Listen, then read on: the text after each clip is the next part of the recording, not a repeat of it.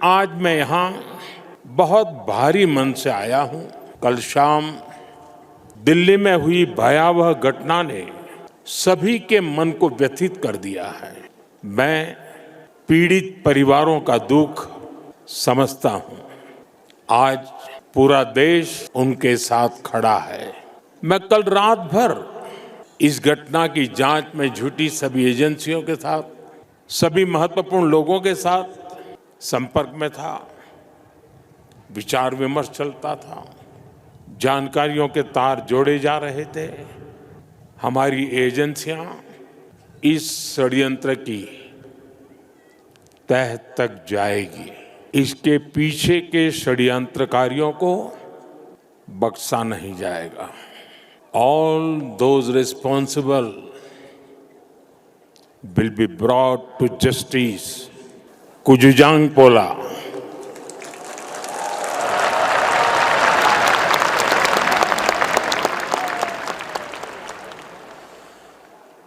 आज का दिन भूटान के लिए,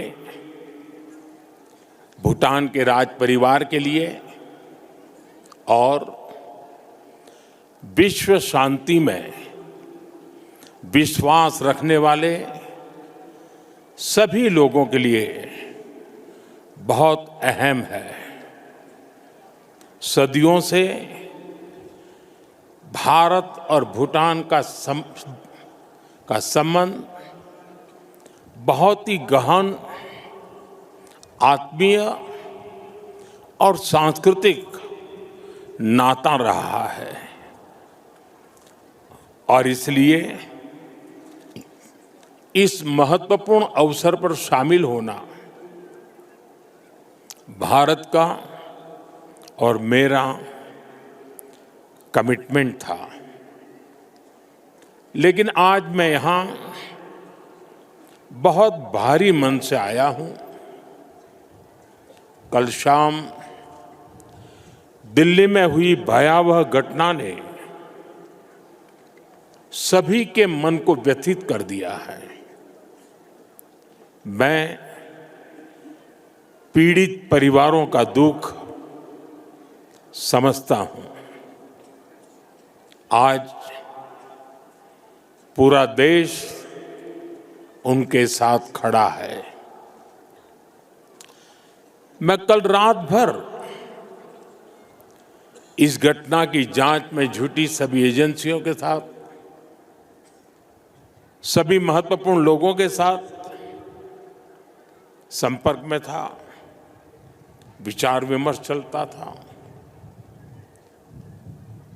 जानकारियों के तार जोड़े जा रहे थे। हमारी एजेंसियां इस षड्यंत्र की तह तक जाएगी। इसके पीछे के षड्यंत्रकारियों को बख्शा नहीं जाएगा। All those responsible will be brought to justice.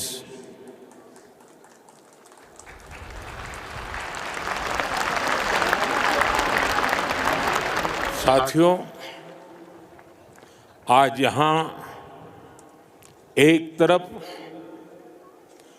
गुरु पद्म संभव के आशीर्वाद के साथ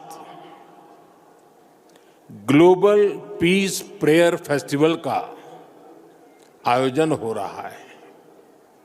दूसरी ओर भगवान बुद्ध के पिपरहवा अवशेषों के दर्शन हो रहे हैं और इनके सबके साथ हम सब his majesty the fourth king के 70वें जन्मदिन समारोह का साक्षी बन रहे हैं। ये आयोजन इतने सारे लोगों की गरिमामय उपस्थिति, इसमें भारत और भूटान के रिश्तों की मजबूती नजर आती है। साथियों, भारत में हमारे पुरखों की प्रेरणा है वसुधैव कुटुंबकम, यानी पूरा विश्व एक परिवार है। हम कहते हैं सर्वे भवन्तु सुखिनः, यानी इस धरती पर सभी सुखी रहें। हम कहते हैं द्यो शांति ही, अंतरिक्षम शांति ही, पृथ्वी शांति ही, आपः शांति ही, औषधय शांति ही, अर्थात संपूर्ण ब्रह्मांड, आकाश, अंतरिक्ष, पृथ्वी, जल, औषधियां, वनस्पतियां और सभी जीवित प्राणियों में शांति व्याप्त हो। अपनी इन्हीं भावनाओं के साथ भारत भी आज भूटान के इस ग्लोबल पीस प्रेयर फेस्टिवल में शामिल हुआ है। आज दुनिया भर से आए संत एक साथ विश्व शांति की प्रार्थना कर रहे हैं और उसमें 140 करोड़ भारतीयों की प्रार्थनाएं भी शामिल है। वैसे यहां बहुत लोगों को पता नहीं होगा, वडनगर जहां मेरा जन्म हुआ, बौद्ध परंपरा से जुड़ी एक पुण्य भूमि रही है और वाराणसी जो मेरी कर्मस्थली है वो भी बौद्ध श्रद्धा का शिखर स्थल है। इसलिए इस समारोह में आना विशेष है। मेरी प्रार्थना है कि शांति का ये दीप भूटान के, विश्व के हर घर को आलोकित करे। साथियों, भूटान के his majesty the fourth king का, उनका जीवन विजडम, सिंप्लिसिटी, करेज और राष्ट्र के प्रति सेल्फलेस सर्विस का संगम है। उन्होंने 16 वर्ष की बहुत छोटी आयु में ही बड़ी जिम्मेदारी संभाली, अपने देश को एक पिता जैसा स्नेह दिया और अपने देश को एक विजन के साथ आगे बढ़ाया। 34 वर्षों के अपने शासनकाल में उन्होंने भूटान की विरासत और विकास दोनों को साथ लेकर चले। भूटान में लोकतांत्रिक व्यवस्थाओं की स्थापना से लेकर बॉर्डर एरिया में शांति स्थापना कराने तक हिज मैजेस्टी ने एक निर्णायक भूमिका निभाई। आपने ग्रॉस नेशनल हैप्पीनेस का जो विचार दिया है वो आज पूरी दुनिया में ग्रोथ को डिफाइन करने का एक अहम पैरामीटर बन चुका है। आपने दिखाया है कि नेशन बिल्डिंग केवल जीडीपी से नहीं बल्कि मानवता की भलाई से होती है। साथियों, भारत और भूटान की फ्रेंडशिप को मजबूती देने में भी उनका बहुत बड़ा योगदान रहा है। आपने जो नींव रखी है उस पर हम दोनों देशों की मित्रता निरंतर फल फूल रही है। मैं सभी भारतीयों की तरफ से हिज मैजेस्टी को अनेक अनेक शुभकामनाएं देता हूं और उनके बेहतर स्वास्थ्य और दीर्घायु होने की कामना करता हूं। साथियों, भारत और भूटान सिर्फ सीमाओं से नहीं, संस्कृतियों से भी जुड़े हैं। हमारा रिश्ता वैल्यूज का है, इमोशंस का है, पीस का है, प्रोग्रेस का है। 2014 में प्रधानमंत्री पद की शपथ लेने के बाद मुझे अपनी पहली विदेश यात्रा में भूटान आने का अवसर मिला था।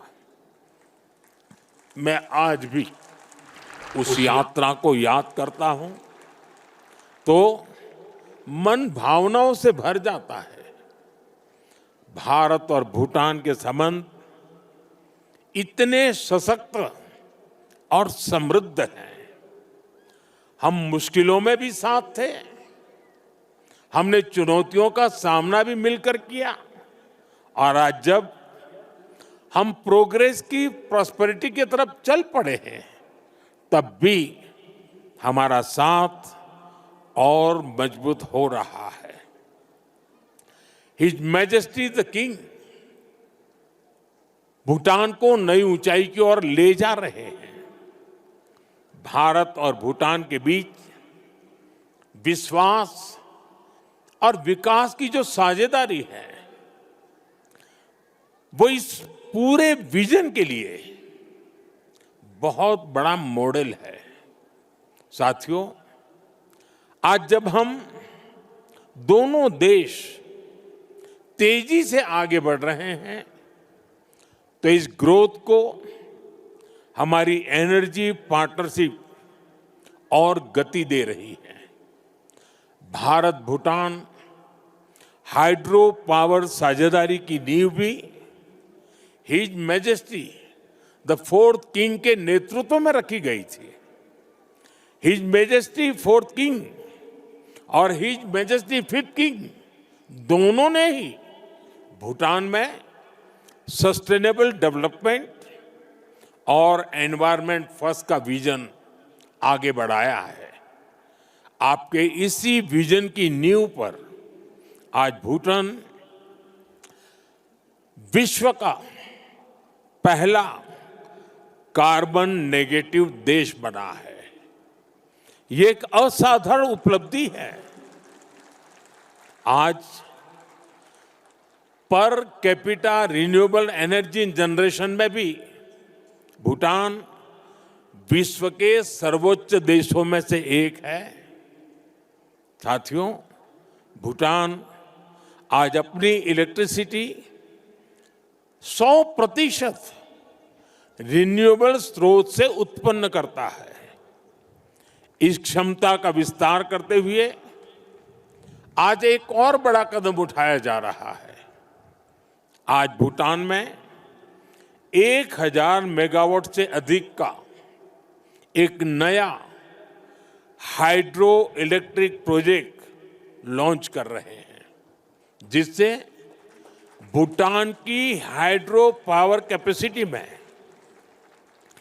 40% की बढ़ोतरी हुई है। इतना ही नहीं, लंबे समय से रुके हुए एक और हाइड्रो इलेक्ट्रिक प्रोजेक्ट पर भी फिर से काम शुरू होने जा रहा है। और ये हमारी पार्टनरशिप सिर्फ हाइड्रो इलेक्ट्रिक तक सीमित नहीं है।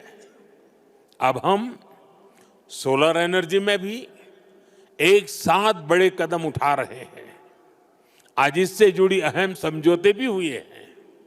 साथियों, आज एनर्जी कोऑपरेशन के साथ साथ भारत और भूटान की कनेक्टिविटी बढ़ाने पर भी हमारा फोकस है।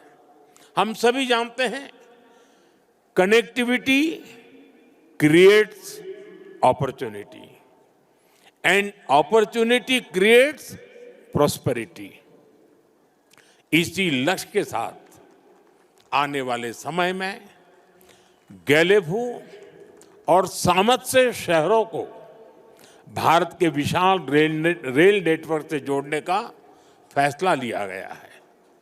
इस प्रोजेक्ट के पूरा होने से यहाँ की इंडस्ट्री का, भूटान के किसानों का भारत के विशाल मार्केट तक एक्सेस और आसान हो जाएगा। साथियों, रेल और रोड कनेक्टिविटी, इसके साथ साथ हम बॉर्डर इंफ्रास्ट्रक्चर पर भी तेजी से आगे बढ़ रहे हैं। हिज मैजेस्टी ने जिस गैलेफू माइंडफुलनेस सिटी के विजन पर काम शुरू किया है, भारत उसके लिए भी हर संभव सहयोग कर रहा है। मैं आज इस मंच से एक और महत्वपूर्ण घोषणा कर रहा हूं। आने वाले समय में भारत गैलेफू के पास इमिग्रेशन चेक पॉइंट भी बनाने जा रहा है, ताकि यहां आने वाले विजिटर्स और इन्वेस्टर्स को इससे और सुविधा मिल सके। साथियों, भारत और भूटान की प्रगति और समृद्धि एक दूसरे से जुड़े हुए हैं और इसी भावना से भारत सरकार ने पिछले वर्ष भूटान के 5 ईयर प्लान के लिए 10,000 करोड़ रुपीस सहयोग की घोषणा की थी। ये फंड रोड से लेकर एग्रीकल्चर तक, फाइनेंस से लेकर हेल्थ केयर तक, ऐसे हर सेक्टर में उपयोग हो रहा है, जिससे भूटान के नागरिकों की ईज ऑफ लिविंग बढ़ रही है। बीते समय में भारत ने ऐसे कई मेजर्स लिए हैं जिससे भूटान के लोगों को एसेंशियल आइटम्स की निरंतर सप्लाई मिलती रहे। और अब तो यहां यूपीआई पेमेंट्स की सुविधा का भी विस्तार हो रहा है। हम इस दिशा में भी काम कर रहे हैं कि भूटान के नागरिकों को भी भारत आने पर यूपीआई सुविधा मिले। साथियों, भारत और भूटान के बीच की इस मजबूत पार्टनरशिप का सबसे ज्यादा फायदा हमारे यूथ को हो रहा है। His majesty national service voluntary service और इनोवेशन को लेकर बेहतरीन काम कर रहे हैं और हिज मैजेस्टी का यूथ को एम्पावर करने का जो विजन है, उन्हें टेक एनेबल बनाने की जो सोच है, उससे भूटान का युवा बहुत बड़े लेवल पर इंस्पायर हो रहा है। Education, innovation, skill development, sports, space, culture, ऐसे अनेक सेक्टर्स पे भारत भूटान के युवाओं के बीच सहयोग बढ़ रहा है। आज हमारे युवा साथ मिलकर एक सैटेलाइट भी बना रहे हैं। भारत और भूटान दोनों के लिए यह बहुत महत्वपूर्ण अचीवमेंट है। साथियों, भारत और भूटान के संबंधों की एक बड़ी शक्ति हमारे लोगों के बीच का आत्मिक संबंध है। 2 महीने पहले भारत के राजगीर में रॉयल बोटानिस्ट टेम्पल का उद्घाटन हुआ है। अब इस प्रयास का भारत के अन्य हिस्सों में भी विस्तार हो रहा है।